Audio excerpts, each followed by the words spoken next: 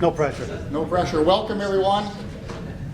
Welcome to Third Thursday at Northwestern Health Sciences University, co-sponsored between the Human Performance Center and the Minnesota Chiropractic Association. For just our general announcements as usual, for the providers that are here, for the DCs that are looking for their CEU that are in the room here, be sure to complete the orange forms, right? Sign on the roster sheet and then grab the larger sheet and complete that as you've done in the past. Everyone, both providers and students that are here, please complete the white sign-in sheet. If you don't, I'll find you at the end of class and we'll make sure that we get your name on the list. For later today for the students, we also have another symposium at noon in room 27. So be sure to put that on your schedule if you can attend. And then also for the providers with the MCA that are here, we're doing another session with Dr. Trujillo tonight after the district meeting. And Jake, what time is the district meeting? It starts at 6:30, and I believe we're having Doc speak at about 7:45 or About 7:45 or 8 o'clock tonight. Dr. Brandon, the meeting itself is at 6:30. Yep, for I'm also tonight. going to come to that as well. Right. Doctors that might be local and on Facebook today, this morning, are welcome to attend. So we welcome our Facebook people going live today. This is our second month of doing Facebook Live, and it's been working out pretty well. We've had third month, thank you, James, third month of doing it. The first month we had probably 12 different countries viewing the Facebook Live. Last month we had about 7, so we're shooting for a new record with Dr. Brandon here today. But it's exciting to have this topic today, as well as the speaker. I met Dr. Brandon in Japan a few years ago. Got to know a lot more about kinesiology tape and some of the history of it. We might not get into that today, but maybe over the lunch hour for the students, maybe even later tonight with the MCA, we might learn a little bit more about that. But the topic's really of high interest, I think, for sport chiropractors particularly, but anybody really working in the athletic field. So I'm looking forward to having Dr. Brandon share some of his wisdom on that topic. I don't think there's any other announcements, but at the end we'll conclude when Dr. Brandon's done at about maybe 10:02 or 5:02 the hour. And help me welcome Dr. Brandon.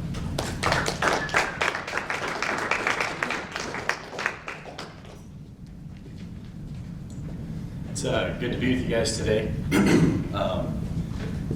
I'm really grateful for the opportunity and for the invitation to come and speak to everybody. A little bit more about my history.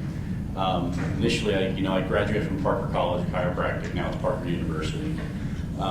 And I went into private practice, and I kind of came from a background of strength and conditioning, bodybuilding, sports, all that. And my practice kind of gradually gravitated towards that. There was no sports track or anything like that when I was in school. So it was kind of up to me to kind of figure it out as I went along. So first out of school, and I started up in just a little 400 square foot clinic, believe it or not. And then within about 5 years, I had grown it into about 4,000 square feet with a strength and conditioning facility attached to it. So it was a really fun adventure. Along the way, I made a lot of great friends, got to be able to do a lot of fun things. Just to kind of show you guys what you can do, okay, in the chiropractic industry. I ended up, through chiropractic and everything I was doing, I ended up beginning to consult for a lot of different companies. These are some of the companies I consulted for, and it slowly morphed into, I was beginning to do more consulting and education creation, certification program creation. I started writing all these different things and teaching for all these different companies and groups for different things. Ended up starting to travel the world, having great experiences, and you can't serve two masters, right? And so every time I'd go out of town and go consult or go teach or go lecture, my clinic would suffer. So, if I go to Japan and lecture there, typically that's a week-long trip. You're a day and a half, you lose a day going there. Anyway, next thing you know, it's the next week when you come back. So that doesn't work very well. So eventually I said, you know what, I love what I'm doing with all the consulting, and I sold my practice and just went into the consulting full time. But so what my message with that is there's a lot the world is literally at your fingertips through chiropractic. If you want to be a private, in your own private practice, going with other docs, become a sports chiropractor, those various avenues, consulting, they're all there for you. So that's a big message I like to share, especially with students. So today, we're going to be talking about forced closure. Just by a show of hands, how many of you are familiar with forced closure? A couple of you. Okay. We're going to take a look at, there's several different forced closure models. People kind of argue about which model actually more accurately represents the pelvis and how it functions with ground reactive forces and gravity and stability. So we're going to get into all of those and kind of show the where they're right, where they're wrong, and where their shortcomings are. So as people, we are designed to move. Unfortunately, the way our lives are now, we spend a lot of time sitting down. And previously, they always talk about how we were nomadic people, we moved around. Your survival relied upon your ability to adapt to your environment, to meet the challenges of your environment. So now the challenge in our environment is to sit down all day, right? And our bodies aren't real good at that. You can do it, but it's not really what it was designed to do. So throughout history, your fitness and your ability to survive and meet the challenges of your environment revolved around gathering food, protecting your friends, family from somebody else. So you had your food, kind of combat warfare, self-defense, recreational. Whenever we look through history, Incas, Mayas, Egyptians, and any of the older cultures, Romans especially, you see that competition and sports is part of human nature. I mean, it goes way, way back. So our fitness, our well-being, all those things have always kind of revolved around that. Now, this image is from classical gymnasiums. You don't see any weights, you don't see bench press, you don't see a preacher curl machine, you don't see those things. You see people climbing, you see people engaging in fencing, tumbling, many different full functional, what I like to kind of call full pattern dynamic activities, where the whole body is constantly engaged. So this is, they still engage in this. Obviously this is an old military photo. This photo intrigues me a lot. This is an actual photo from obviously early history, but in this you've got all the climbing apparatuses everywhere. You got some Olympic rings over here, and an interesting part of this, I got a description about this photo. Back there, you can barely make it out, it's kind of grainy. It's not just because it's blown up, that's just the quality of the image. That is actually an axle from a wagon. And what they would do is go back over there, and you can see it's kind of held up off the ground, but they would straddle over that because it would put it in an ideal position, and they would lean over, and guess what they would do? They'd grab this axle from a wagon and lift it straight up in a deadlift. So that was about the only weightlifting that was going on in these old gymnasiums. So, as I mentioned, we had all this standard, how we live, how we would exercise and help our bodies be better able to meet the challenges of our environment. And then kind of the Industrial Revolution happened. And we began sitting around, we became more sedentary, we started doing less and less and less as far as physical activities and doing more wrist activities. Now we're doing, this kind of things going on. So we're going to address those things. Obviously, it started to happen at a younger and younger age. I've got kids in grade school and kindergarten to 5th grade, and 5 years old. You always hear that story, oh, they just won't sit still, they won't sit still. It's like, yeah, they're not meant to sit still. Those kids are supposed to be up moving around. They say all learning goes through the cerebellum. So asking a 5-year-old to sit down and be quiet is just not how they're wired. So those are some of those things. So a quote from Yogi Berra that I love, if you don't know where you're going, you might end up someplace else. So where as a society are we going when it comes to our health and fitness? I don't like the trend.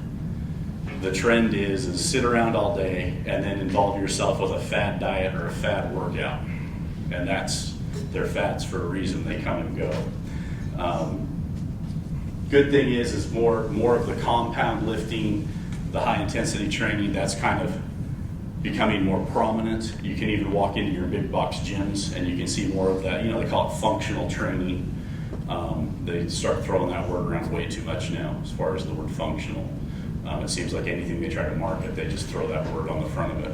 It's like I did a lot of work in consulting in the firearms industry, and you'd be surprised at how many different products or ideas they just take the word tactical and just kind of fling it on there and see if it sticks to sell product and things. So the functional training that we're seeing popping up, I'm really happy with that trend. Not happy with the diet trends that I see all the time. That's a whole nother story. Okay, does anybody know what this is a picture of? It is a pretty famous one. It's Palmer's rehab room. It is. Yep. BJ Palmer's rehab clinic. Whoa. Right? So, you mean BJ wasn't just adjusting atlases. He wasn't just, kind of doing a P to A on the thoracics and moving on. No. He was very much involving them in active care, active rehab, getting the patient moving. Because if they aren't moving, in my mind, they're not healing. Okay? The adjustment's a very powerful tool that we have, but physical activity and exercise is one, as a profession, we need to get back to. Let's remember that. We aren't moving forward to that. We need to get back to doing that, because that's what he was doing. So, our primary topic here today is the pelvis, specifically the SI joints. There's a lot of debate within the profession, outside the profession in biomechanics, of whether or not the SI joint even moves. Have you guys heard that? You heard, hey, this thing doesn't move. Or you've heard people say, no, I adjust the SI joint, it moves, right? So, for me, I'll leave that argument to that group of people, okay? Because whether it moves or not has but doesn't really have a bearing here for what we're going to talk about. Because what we're going to talk about is what occurs to create more stability in the SI joint. Because SI joint instability is a thing. They actually fuse SI joints in a lot of surgeries.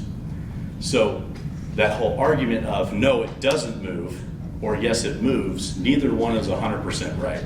You can be wrong and be right and be wrong. So we're not going to be black and white here. If people have excessive motion in there and it's causing problems, they fuse it. Was it trauma that caused it? Did it happen naturally? Hey, you know what? Those are different clinical discussions that we can have at a later time, because we've only got an hour. So we're going to discuss force closure, okay? So in force closure, there's typically 3 models that people talk about. But first, I love this quote. This is Marco Polo talking about some architecture. So I'm going to just go ahead and read this because it might be hard for you to see. Marco Polo describes a bridge stone by stone. But which is the stone which supports the bricks, asked Kublai Khan. The bridge is not supported by one or another stone, replies Marco Polo, but by the arch line that they constitute together. Kublai Khan remains silent. He is thinking. Then he adds, why do you speak to me about stones? It is only the arch which interests me. Polo replies, because without stones, there is no arch. So he was describing the relationship between form and function. Okay? So if you're talking about form, that's one side of it. Function is the other. I view that argument, does the SI joint move or not, somewhat the same. That's just the way I compartmentalize it, okay? So if we want to talk about the actual joint, it's one discussion. If we want to talk about its function, that's another, if you're kind of following that. And we're going to describe that.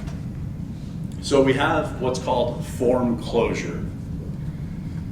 This is a shape, a form that is stable with just one force acting on it. Okay, so you can see the piece above here is always stable, and if the weight comes down on top of it, there's nothing to compromise its stability.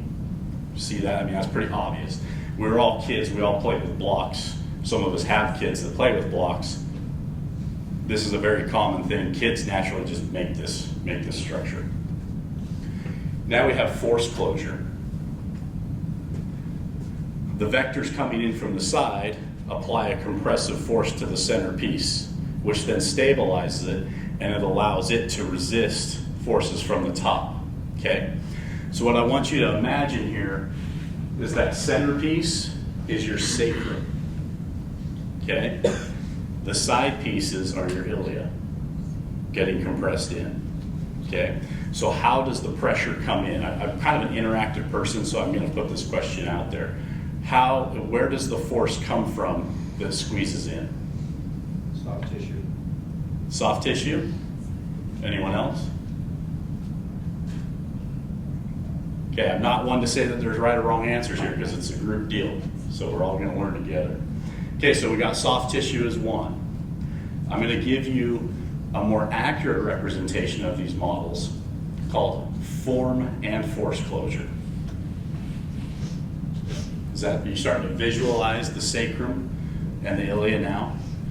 So what we're starting to see here, they call this the arch. Okay, this is kind of the arch model that they talk about. This is the one that is primarily put out there. This is the one you always hear about, in different lectures. People talk about the arch and those things. So now that you see the direction of the vectors or the forces coming in acting on the centerpiece or the sacrum in this case, anyone else have an idea about what might be generating that force that's coming in? Femoral head. Femoral head, exactly. Good. So in this case, what we have is the ground reactive forces. So we have gravity pushing our body down. Gravity's coming up through the feet, through the subtalar joint, tibia, knee, we only have an hour. But it comes right up into the hips, and then your femoral neck have an angle, and it drives that straight up in. Can you guys visualize that now? So this model has an issue. This predominant model that's put out there has one major flaw, and what is it? It has to be with gravity. You take gravity away, you don't have those femoral pressures coming up. Exactly. Gravity. We're not always weight bearing on two legs, right? Do we do that all the time? Now, there's an interesting argument. Because people they talk about, if you're walking, you spend half your day on one leg. In hockey, there's quite the stink about some of the strength and conditioning programs they have, because I guess some of the more prominent strength and conditioning people believe in training, one leg at a time. Because they're like, when they skate, they're only on one leg. But when you actually watch a video, I'm in hockey country, right? When you watch video of somebody skating, how often is a skater actually on one foot? I'm not a big hockey guy, but I know if I'm running around a hockey rink on one skate, that means I'm actually going to be on my back. Am I right? You're going to wind up on your back a lot. So I don't understand where that philosophy comes from, because you're pretty much planted all the time. But that's not to say we need to improve our stability, because yes, there are times when I'm shifted to the right, I'm shifted to the left, and I don't have 100% gravity. The gravity's not split 50-50 through my posts. I can be 75-25 over here. I can be 80-20 over here. So then again, that force closure model of the arch is not 100% correct. And somebody brought up the soft tissue. So here's our fatal flaw. If you didn't have the visualization of it before, imagine that you've got two blocks and you're squeezing them hard together to hold another block in between the two. And all you got to do is let go of one or just ease up on the pressure on one side, the piece falls apart.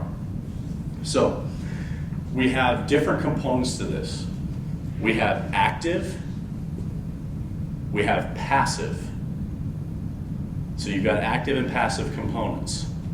What would be the passive components that hold that SI joint together? Anyone? It functions without you having to do anything. That's why we call it passive. All the ligaments of the pelvis, right? They all just kind of hang out. We're going to get to this video in just 1 second. So those passive components are locked in. Okay, either there's the whole argument there. Well, those ligaments are so big, so thick, and so strong. That's why the joint doesn't move, or all those different things. But either way, those are set. Those are there. They're either lax or they're not. They're tight or they're not.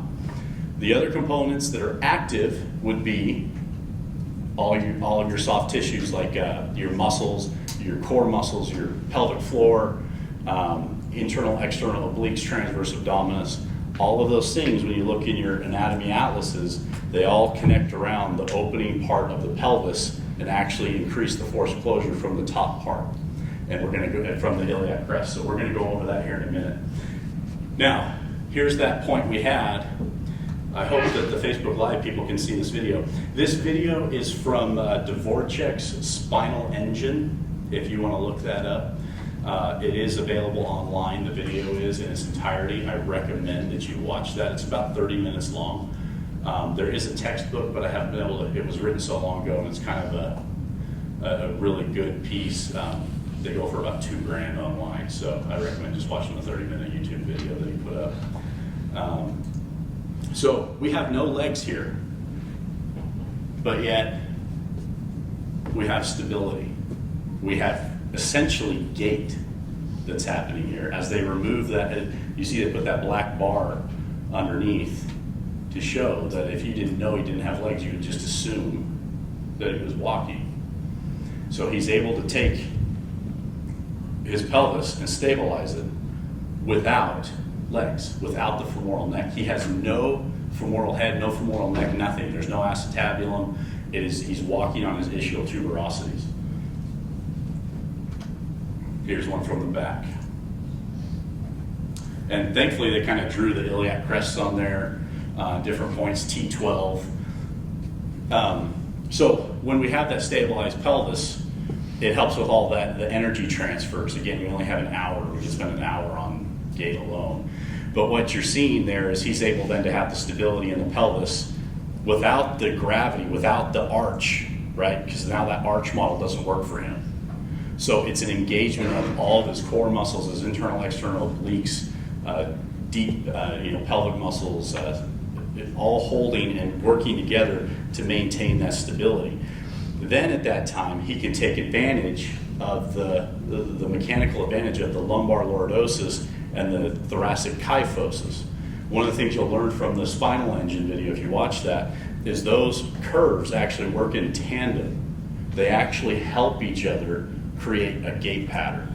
And that's achieved through the different, you've seen the slings and the fascial patterns and all that, all the eccentric loading, concentric unloading that then we get with the gait. He's actually able to do without any of the extremities.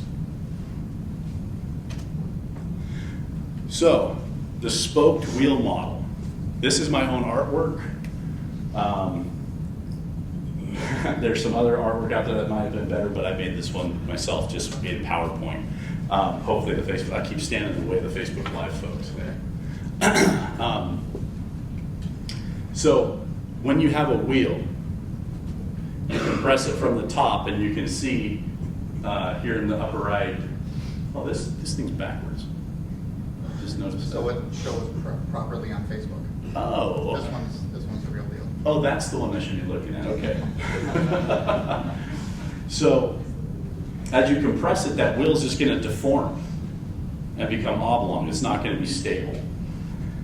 If you add just a single post, it can be overloaded and the wheel will deform. You add these, I'm gonna step off camera, sorry, Facebook.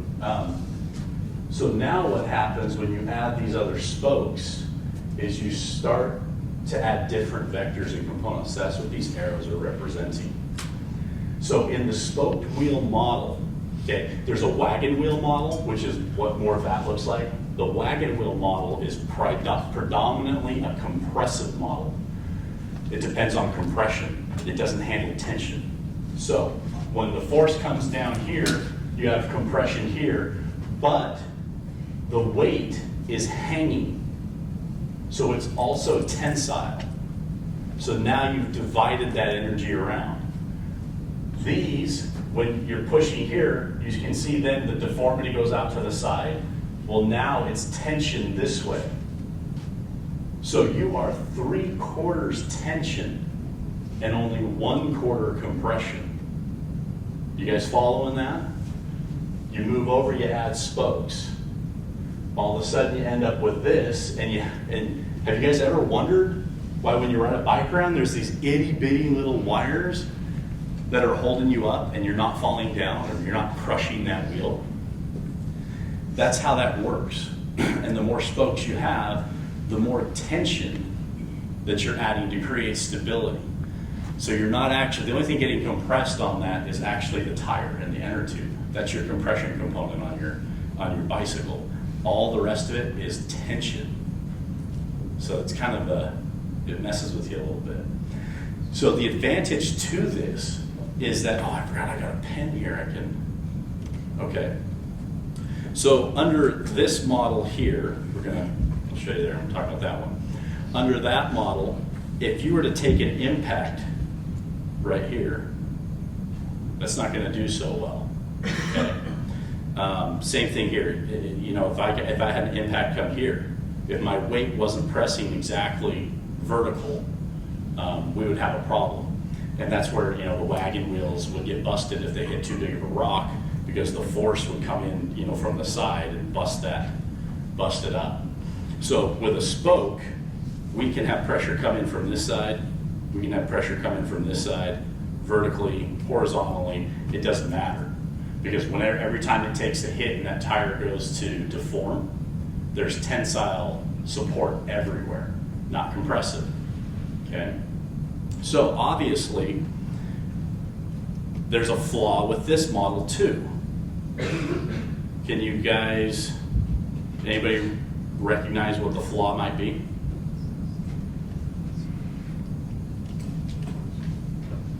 Is your pelvis a closed ring? Pelvis is not a closed ring.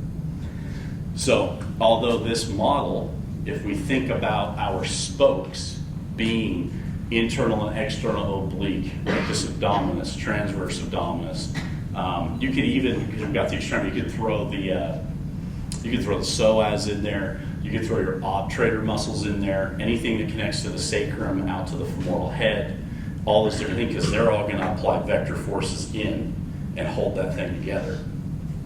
But around the top, all the way up into the diaphragm, until the diaphragm, it's not closed off. So if you want to talk about core stability, force closure, a key component of that is learning how to breathe. Because without that, you're not closing off the top of that ring, okay? I can't tell you how many times I've seen the biggest, strongest looking guy or girl get into the squat rack, get into the cage, get onto the platform, and they can't lift nearly as much as you think that they should be able to. And it's because if you watch them, their breathing is completely dysfunctional. Okay, I mean, if you watch powerlifting competitions, guys get up there, some of them do that, you know, and get down there and do it. But a key thing that you'll see in those people is before they go down, you see that inner abdominal pressure build up. They lock down, some call it abdominal bracing, and then they go down for their lift and they're locked in. That's where we're going here with this talk, and that's what we're gonna move into now. So here's our passive components with the ligaments holding everything together. And again, this is a lot where that argument comes from that this joint doesn't move. But then, like we've said, black and white, why do people get instability in the joint if it doesn't move? And then on the flip side of the argument, how can it move when when it's locked down like that. Again, that's not the argument I like to have. So here's an example of your abdominal muscles. We'll just stick with the superficial one, the more superficial, not necessarily the deep stuff. So as you shift to your right, the reason why you have stability and you don't just collapse is because of that neuromuscular control system. As I shift to my right, internal oblique and external oblique now have an eccentric loading component that's now stabilizing me. Okay, so it's being drawn tight. That's why I can rotate and still have strength and movement and stability. All those things are working together. Okay, so go ahead and stand up for me. And all I want you to do is just shift to your right and see if you can feel that pull across the front of your abs here. Okay, right all across. Shift to your left. Good. Can you guys shift without, I see a lot of other guys doing this. Can you shift? Kind of tricky, okay? And then rotate, and you can feel all these things loading up. It's like a bow and arrow, right? As you rotate to your left, those abs are loading like a bow and arrow, and part of what makes it easy to come back is really you just relax, and then that eccentric force, that eccentric load just lets go, and you come back to neutral. Okay. Now what I want you to do, go ahead and stand on one foot. Do you guys feel any core activation when you stand on one foot? Do you feel any? Or do you just shift your body weight over your leg and you're not really, I mean, if you can feel it, maybe, right? But not really. Okay, go ahead and sit down, put both feet down.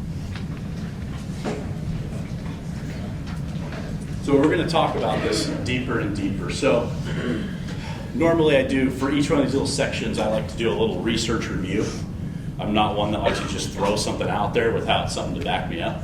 But there's lots of research about some of these muscles, piriformis, the obturators, and a secondary function that they have is for stability. Now you've probably heard the talk about these being your stabilizers. They organize them as stabilizers and mobilizers.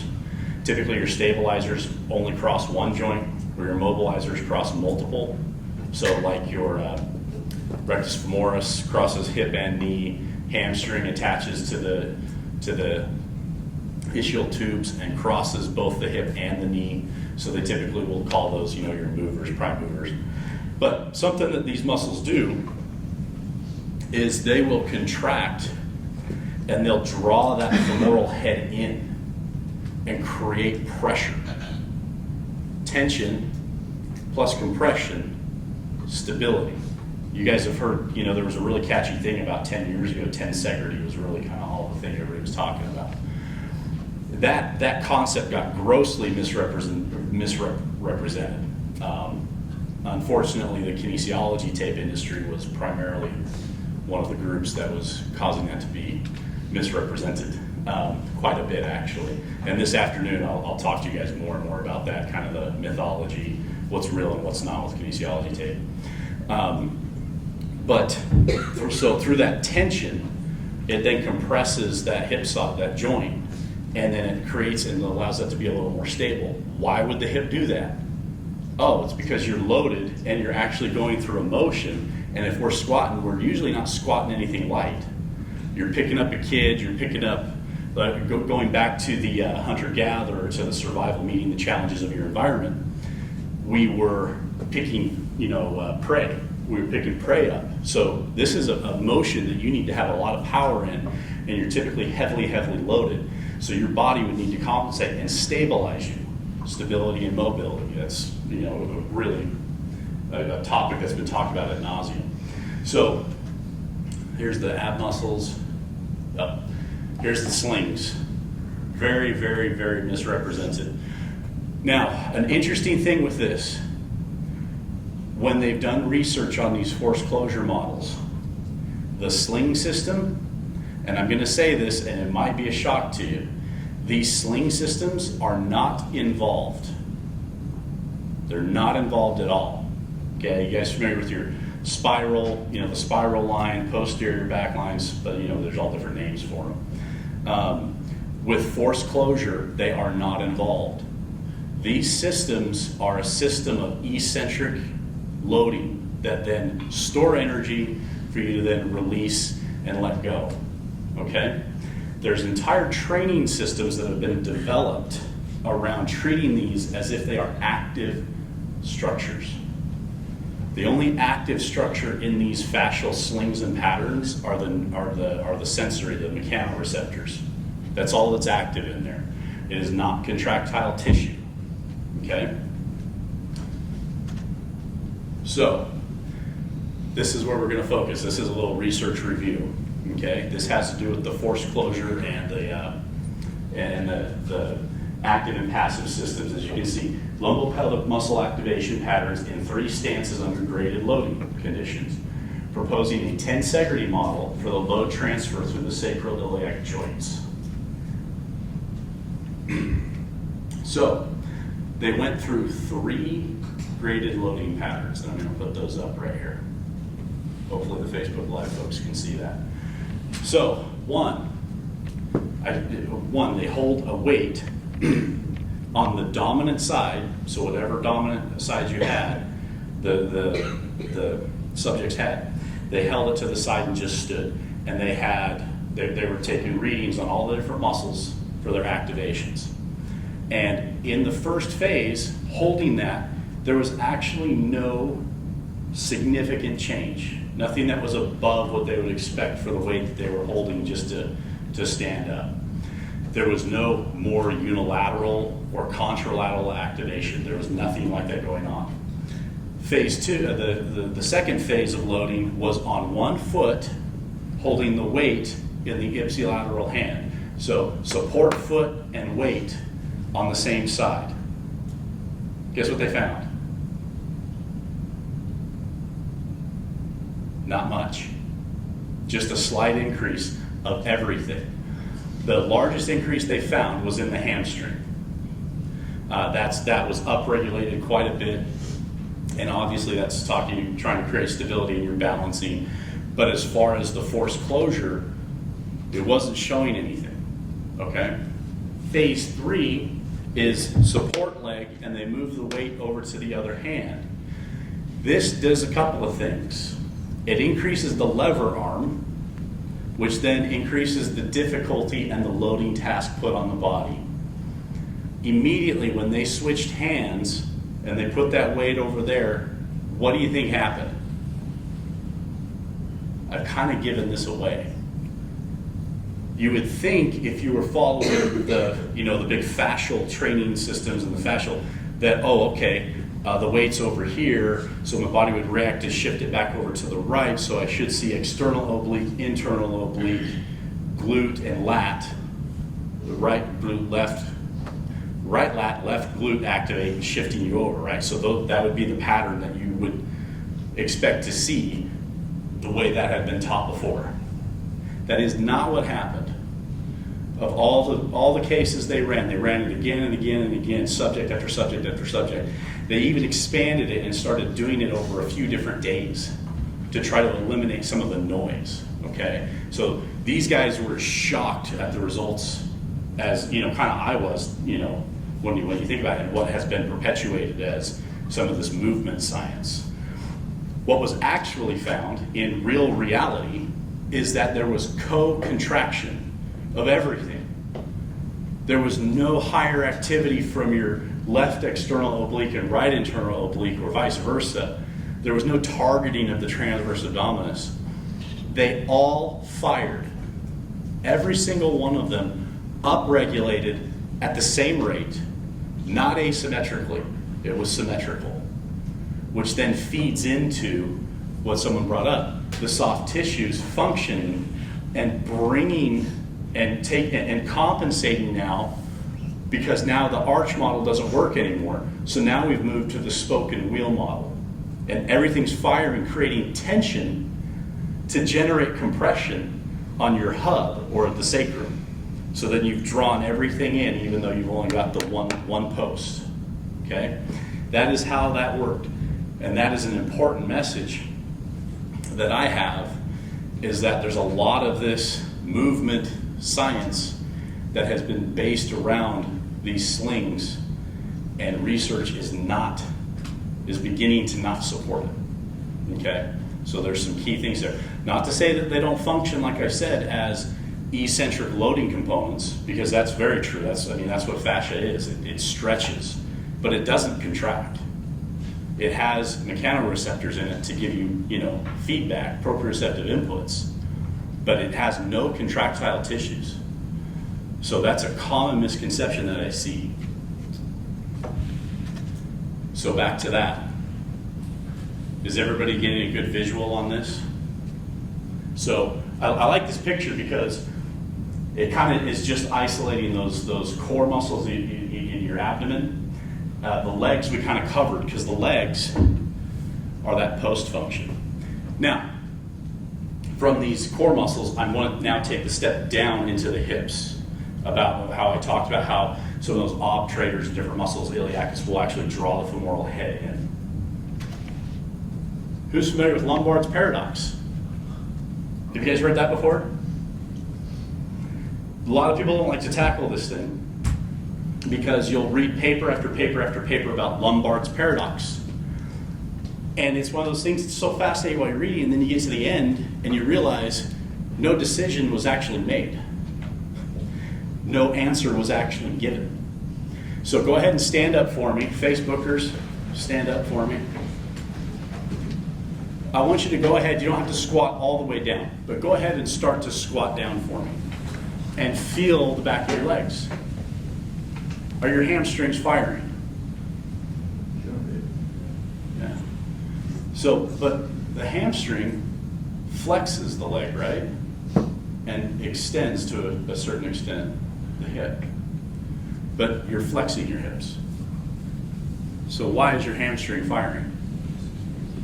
Eccentric control, maybe, right? So, okay, yeah, I can see that eccentric control because we're going into flexion, so it's going to control the lengthening. Well, but now flip that around and now come up. Okay, it's firing, going through its normal motion, but what else is firing? Your quads, okay? Go ahead and have a seat. So, with Lombard's paradox, even though they are technically,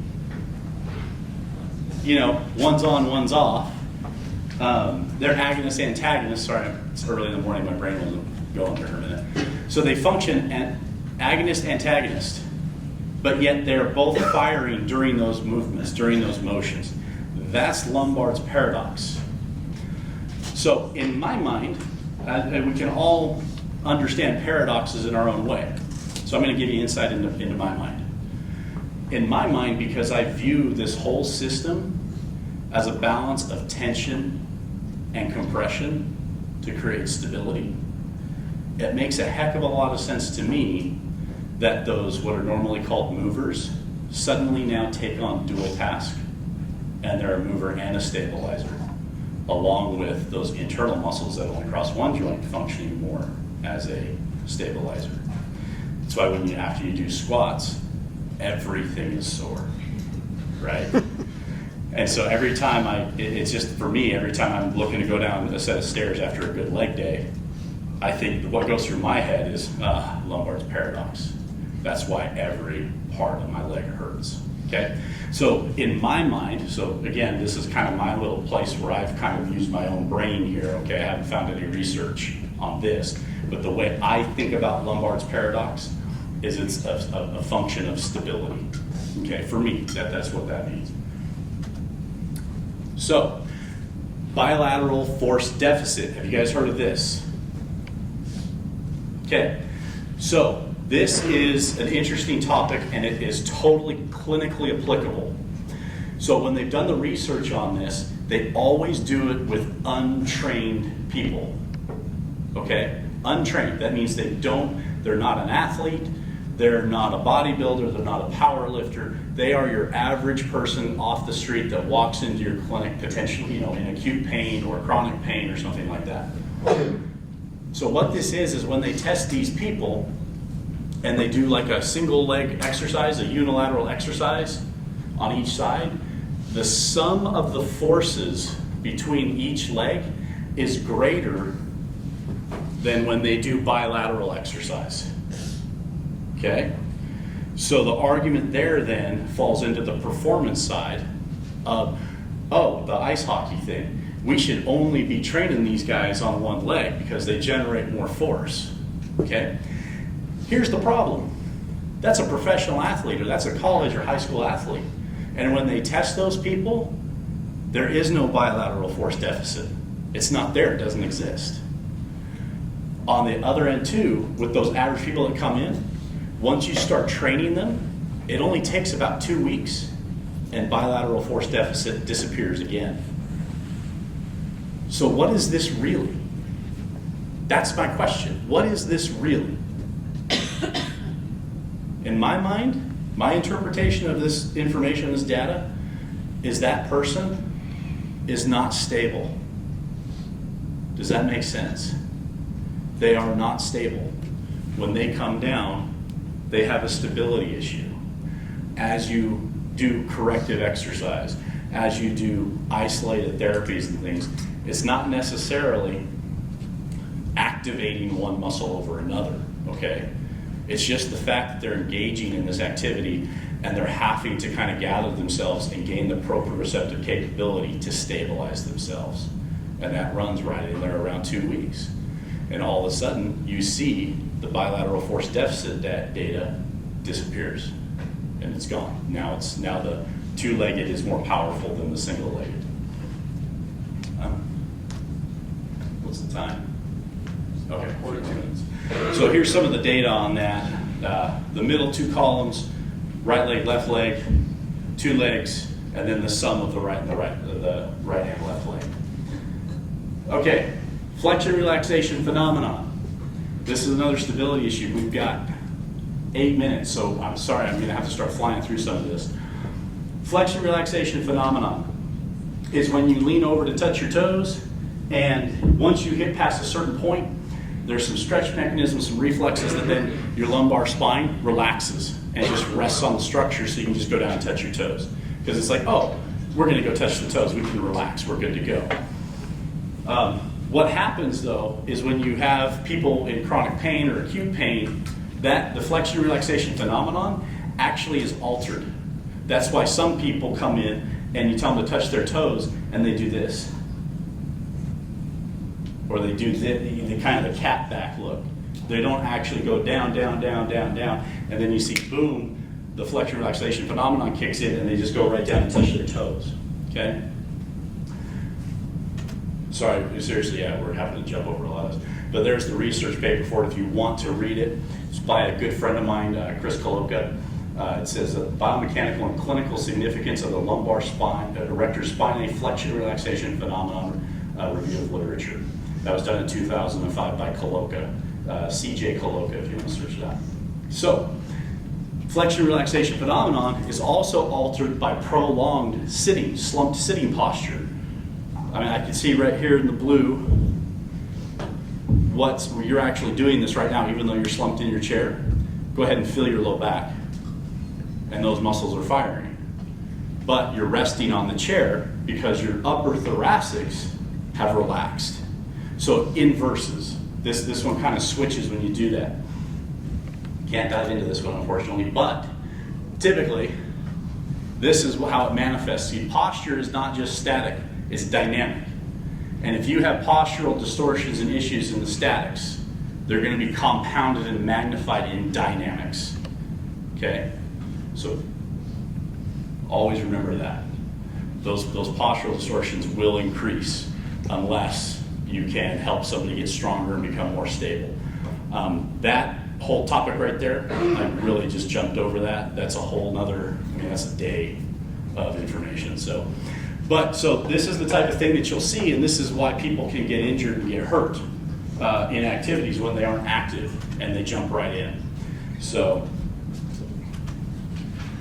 a safe way to incorporate something like this in clinic, because we're not all going to have Olympic lifting platforms in our clinic, right?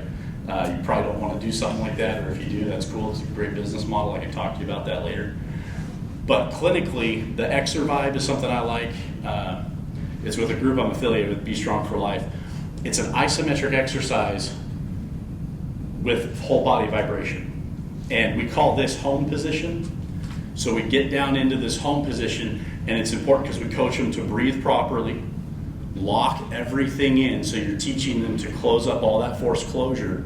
They grab these, the handles on the side, and they go as hard as they can. Hard as they can. They can actually end up generating more force than they can with a loaded bar. You'll see 80-year-old women generate 500-600 pounds of force. Would you ever load a bar with 500 pounds and tell an 80-year-old lady, hey, go ahead and do a deadlift with that? It's not smart. Okay, don't do that. Isometric exercises in the clinical setting are a great way to go because they're self-limiting. You're not going to go and hurt yourself necessarily. It's a lot harder to do because it's self-limiting. Your body gives you all those feedbacks. People typically will shut it down or not push hard enough for them to get injured. And you can look the statistics up for isometric exercise as far as safety goes. It's fantastic. So clinically speaking, it's a great way to get your patients stronger in your clinic without having to have Olympic weights flying around your clinic if you don't want to do that. So we are, in the afternoon session, I think we'll probably really pick up here because I'm really going to get into the force closure and how it's altered through the different kinetic chains all the way to the ground. And we're going to talk about interventions for that. I'm actually going to give you some strengthening exercises, mobility drills. We'll show some kinesiology tape application for the feet and knees because I was posed a question before this last night. Can kinesiology tape affect force closure? The answer is no, not directly. Okay, but there's some things we can use with kinesiology tape for support.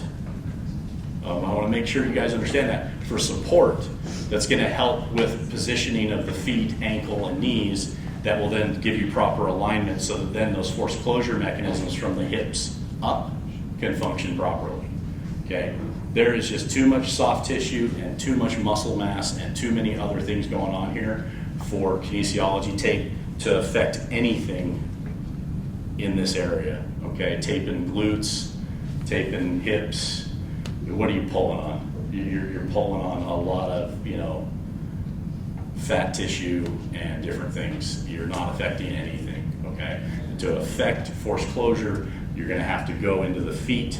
Some you can apply a little pressure and get great change, a little bit in the knees, and then some exercises, and that's what we'll do this afternoon. So, sorry it was such a short time and we had to hop over. I still got a bunch to go through, but I appreciate the time and for all you guys coming out.